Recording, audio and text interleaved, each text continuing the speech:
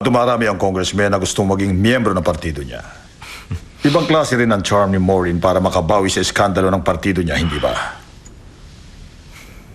At desidido talaga si Maureen. Mukhang seryoso nga siyang manalo sa laban na pinasukan niya. Diretsuhin mo na nga ako. Bakit mo ba ako gusto makausap? Congressman, alam mo kasi, may narinig akong interesanting kwento. Tungkol sa anak ng babae ni Congressman Lee. Yung bang ang pangalan ni Xia Jiang. Ang narinig ko, may affair siya sa pinuno ng isang malaki at malakas na political party. At since alam ng lahat na tumatakbo sa pagkapangulo ang pinunong yan, alam din niya na kapag sumisingaw sa publiko ang isang iskandalo na katulad noon, tapos kaagad ang karir niya. Congressman Min, tinatakot mo ba ako sa kwentong yan? No, hindi naman.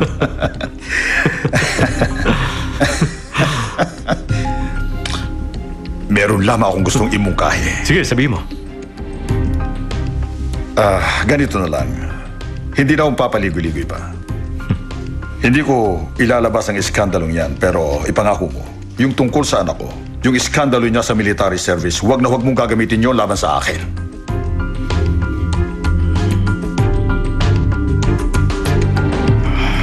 Eto na po sila, ma'am.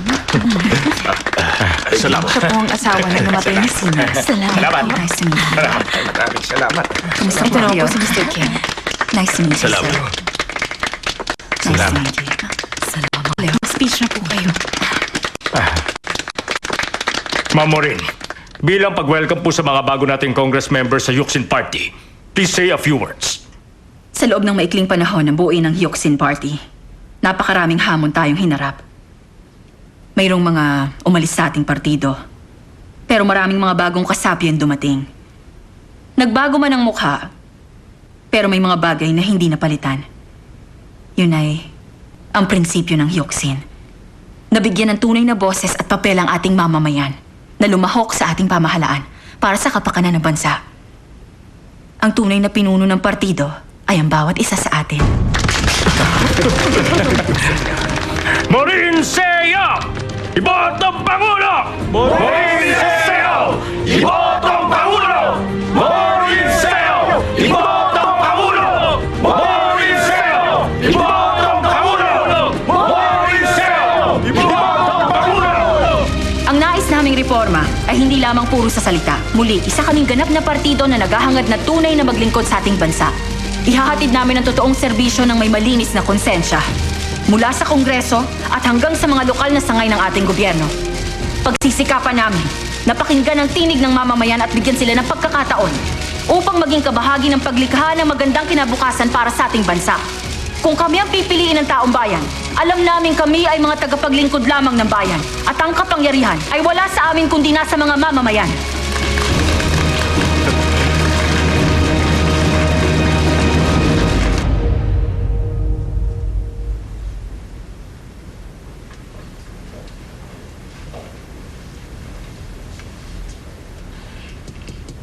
Ngayong araw ang opisyal na pagpapatala ng mga opisyal na kandidato para sa eleksyon. Nakapagparehistro na si Congressman Victor Kang para sa People's Friend Party at Congressman Domingo Min ng Bokshi Party. At kani-kanina lang ay dumating dito sa Election Bureau si dating Governor Maureen Seo para magpatala din. Kaya ang official candidate para sa People's Friend Party ay si Mr. Victor Kang at para sa Bokshi Party si Mr. Domingo Min at sa Yuxin Party si Ms. Maureen Seo. Sila po ang tatlong presidential votes.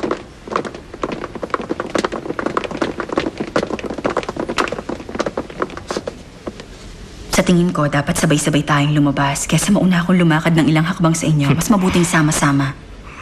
Gusto kong isipin ninyo na hindi ako nakakataas sa inyo dahil wala akong magagawa kung wala kayo. Huwag po kayong mag-alala.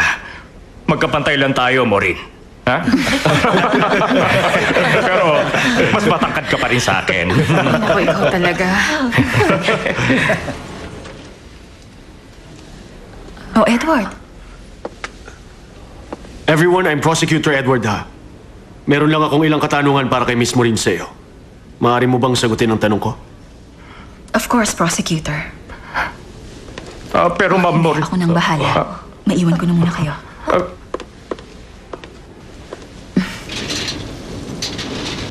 Baby, you're all that I want.